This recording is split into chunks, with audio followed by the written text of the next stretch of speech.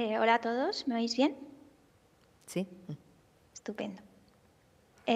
Pues muchas gracias por contar conmigo.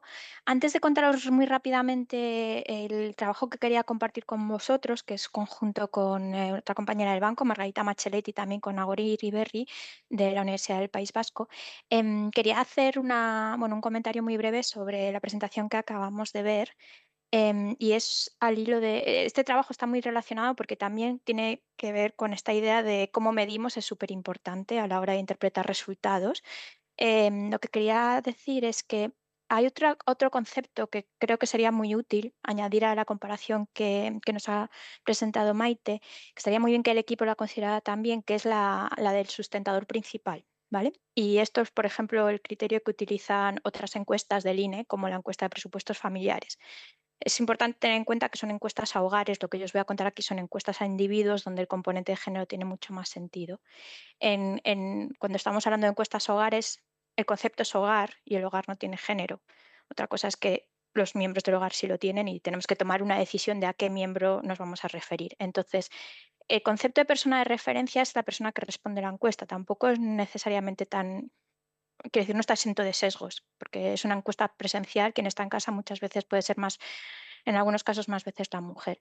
El concepto de sustentador principal es el que se usa en la encuesta de presupuestos familiares y es aquel miembro del hogar que aporta más ingresos al hogar. Y si lo hacemos de nuevo con los microdatos de la FF, es perfectamente comparable a la encuesta de presupuestos familiares, con lo cual creo que es un concepto que estaría muy bien tener también en el debate para hacer estas comparaciones. Y paso a contaros un poco la historia. Voy a ser muy breve. Este trabajo es un trabajo que también surge a raíz de, en el banco, cuando hacemos nuestras encuestas, otra encuesta que hacemos, aparte de la encuesta a hogares o aparte de la encuesta la FF, tenemos esta encuesta de competencias financieras, que es una encuesta individual a personas. Forma parte de una medición internacional liderada por la OCDE. Y como os digo, cómo medimos algunos conceptos no está exento de matices, sobre todo si queremos luego hacer comparaciones entre grupos demográficos. Si un grupo obvio es la separación de hombres y mujeres, pues es la mitad de la población, ¿vale? Entonces, el concepto en sí de educación financiera o de conocimientos financieros tampoco es fácil de medir, ¿vale? Es básicamente esta idea de nuestra comprensión de los conceptos financieros. En la práctica, como se lleva haciendo desde hace años, es medir muy parecido a como si fuera un examen, ¿vale? Entonces, y se miden los conocimientos como el porcentaje de respuestas correctas, ¿vale? Em, en concreto, cuando hacemos esta comparación entre hombres y mujeres en términos de porcentaje de respuestas correctas, lo que se encuentra, no solo en España, sino en muchísimos países y durante muchísimos años, es que existe una brecha de género bastante notable. Se ha intentado, se ha tenido en cuenta diferencias en la composición de estos grupos demográficos que podrían explicar parte de esta brecha, pero teniendo en cuenta niveles educativos, quién toma decisiones en el hogar, actitudes de frente al riesgo, interés por las finanzas y también normas sociales, sigue quedando una brecha sin explicar, ¿vale? Donde se ha hecho menos énfasis, como os digo, es en esta idea de cómo lo estamos midiendo, ¿vale? Y cómo lo estamos midiendo en la práctica, puede no estar exento de ciertos problemas, porque de hecho cuando hacemos esta comparación con nuestra encuesta de competencias financieras, que es una encuesta nacional representativa de la población en España, por ejemplo, tomemos las tres preguntas que son más habituales sobre inflación, tipo de interés y riesgo. Si los comparamos en términos de esta diferencia hombres y mujeres, hay como unos 10 puntos porcentuales de diferencia. Si fuera un examen de 0 a 10, pues un punto porcentual de diferencia entre hombres y mujeres. Lo que vemos en la práctica es que si descomponemos esa diferencia entre haber dado una respuesta incorrecta o haber optado por no responder, dos tercios de esa diferencia se explica porque las mujeres tienden a optar por no responder en mucha mayor propensión que los hombres, ¿vale? Entonces, esta es la idea de cómo hacemos las preguntas, no está exento de dificultades. Si todo el mundo estuviera dispuesto a responder, quizás sí podríamos medirlo, pero si tenemos un porcentaje de la población que no responde, nos podríamos ver incluso en el caso más extremo que para dos grupos con exactamente el mismo conocimiento, si unos optan por no responder, estaríamos diciendo que no saben nada, frente a otros en los que responden siempre, cuando en realidad el conocimiento subyacente es el mismo para ambos, ¿vale? Entonces, en este ejercicio lo que hicimos fue dentro de un setup diferente al de la encuesta oficial, o sea, esto es lo hemos hecho en un tipo experimental con una encuesta online. Lo que hacemos es variar cómo hacemos esta sección que tiene que ver con conocimientos financieros, sobre todo las opciones de respuesta que les damos y un poco también cómo incentivamos a la gente a responder, ¿vale? En las encuestas, sobre todo las que hacemos en el banco, que no son obligatorias y por supuesto a la gente no se le paga por participar, em, cuando medimos conocimiento es necesario tener una opción que sea no sé, porque no se puede medir un conocimiento genuino, o sea, una falta de conocimiento genuino, ¿vale? Nuestra sospecha es que podía haber algo más. Si con estos variantes que hacemos movemos ese porcentaje de personas que optan por no responder, puede estar indicando que efectivamente no todo lo que estábamos incluyendo en el cajón de el no lo sé tiene que ver con una falta de conocimiento genuino y por tanto nuestra implicación de cómo es el tamaño de esa brecha entre géneros podría estar afectado, ¿vale? Paso a explicaros rápidamente un poco cómo es el contexto y cuáles son esas variantes que hacemos, ¿vale? Esto es una encuesta online, o sea que no es la oficial, es una encuesta que hemos hecho pues en un entorno más controlado, es una encuesta más pequeña. Ahora sí mantenemos un poco la estructura y sobre todo la parte de sección de competencias es basada en este ejercicio internacional. Tiene, aparte de estas tres que os comentaba antes, hay otras más.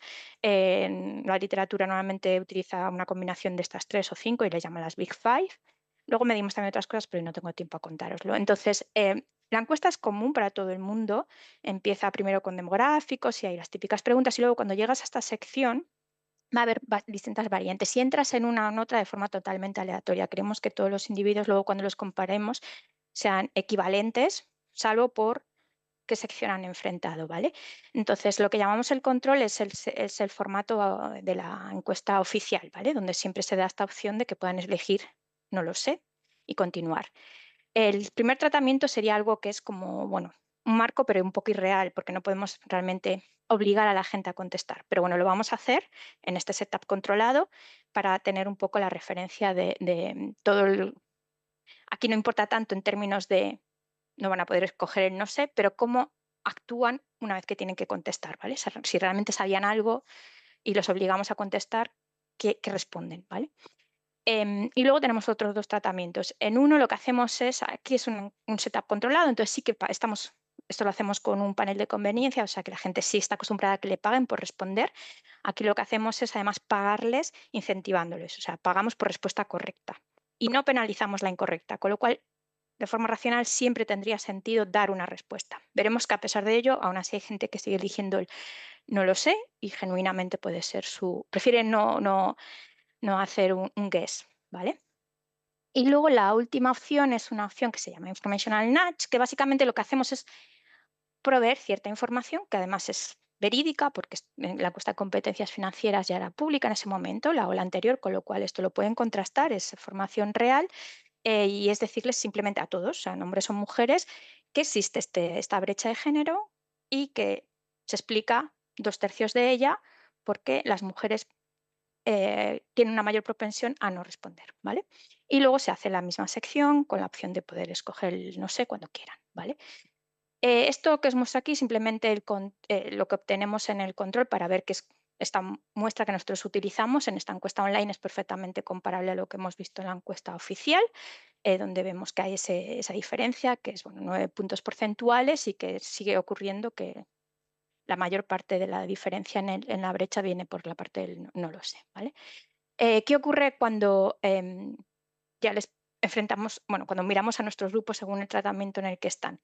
Esto es el porcentaje de no sé y vemos que, bueno, el control es esto que os decíamos, esos 6 puntos porcentuales de diferencia, without IDO nunca pueden elegir, o sea que ahí no, mecánicamente es cero. Vemos como la brecha se reduce más en el caso de proveer información que con los incentivos, ¿vale? Esto, bueno, si lo tenemos, si además queremos añadir precisión y queremos tener en cuenta características, lo podemos hacer con análisis multivariante, pero el mensaje es el mismo.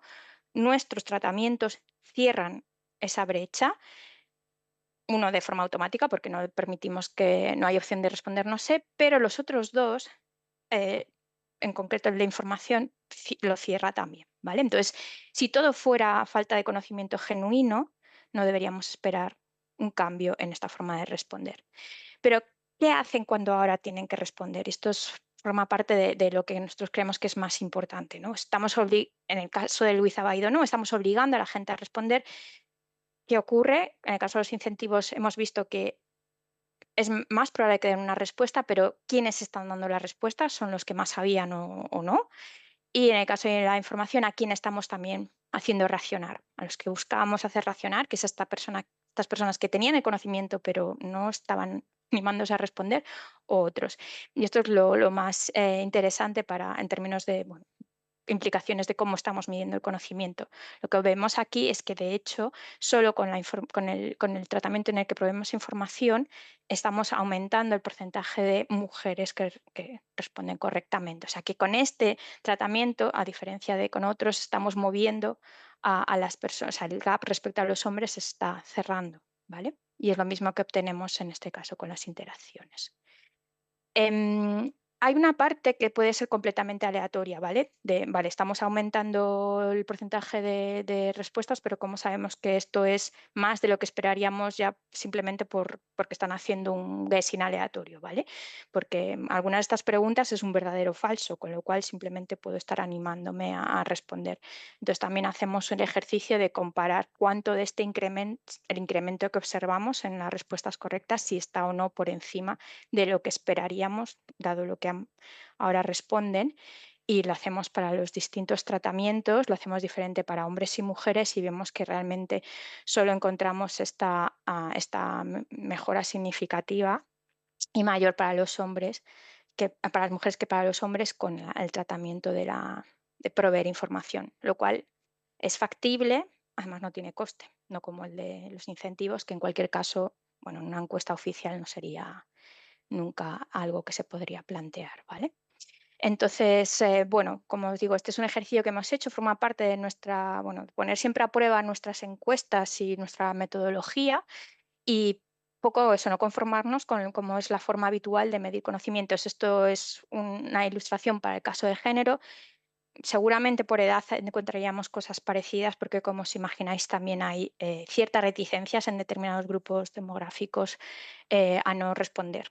Entonces, mientras sigamos midiendo el conocimiento pues, de esta forma, parecía un examen que es verdad que no tenemos otra forma necesariamente mejor para hacerlo, pero sí que hay que ser consciente de las implicaciones que esto puede tener si no todo el mundo, cuando hay grupos que no tienen la misma propensión a responder.